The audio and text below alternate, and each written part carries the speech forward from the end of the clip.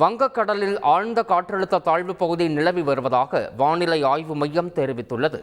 நேற்று மத்திய மற்றும் அதை ஒட்டிய வடக்கு வங்கக்கடலில் நிலவிய காற்றழுத்த தாழ்வு பகுதி இன்று மத்திய மேற்கு மற்றும் அதை ஒட்டிய வடமேற்கில் ஆழ்ந்த காற்றழுத்த தாழ்வு பகுதியாக நிலவுகிறது.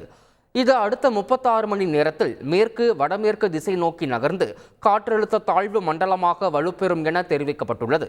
இந்நிலையில் கோவை, திருப்பூர், திண்டுக்கல் மற்றும் நெல்லை உள்ளிட்ட மாவட்டங்களில் மலைப்பகுதியில் மழை பெய்யக்கூடும் என கூறப்படுகிறது. இதேபோல நீலகிரி, ஈரோடு, சேலம், தருமபுரி, கிருஷ்ணகிரி, திருப்பத்தூர், தென்காசி மற்றும் கன்னியாகுமரி ஆகிய மாவட்டங்களில் ஒரு சில இடங்களில் மழை பெய்ய வாய்ப்புள்ளதாகவும் அறிவிக்கப்பட்டுள்ளது.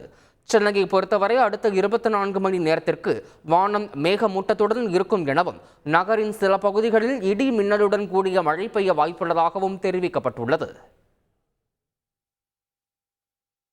கேரளாவில் தொடர்ச்சியாக கனமழை பெய்து வருவதால் 10 மாவட்டங்களுக்கு ஆரஞ்ச் அலர்ட் விடுக்கப்பட்டுள்ளது.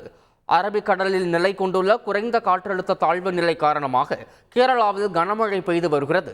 அதன்படி பத்தனம்திட்டா, ஆலப்புழா, கோட்டகம், எர்ணாகுளம், இடுக்கி, திருச்சூர், கோழிக்கோடு, வயநாடு, கண்ணூர் மற்றும் காசர்கோடு ஆகிய மாவட்டங்களுக்கு ஆரஞ்ச் அலர்ட் விடுக்கப்பட்டுள்ளது. மேலும் மற்ற 4 மாவட்டங்களுக்கு மஞ்சள் அலர்ட் விடுக்கப்பட்டுள்ளது. செய்திகளை உடனுக்குடன் தெரிந்து கொள்ள உடனே சப்ஸ்கிரைப் பண்ணுங்க.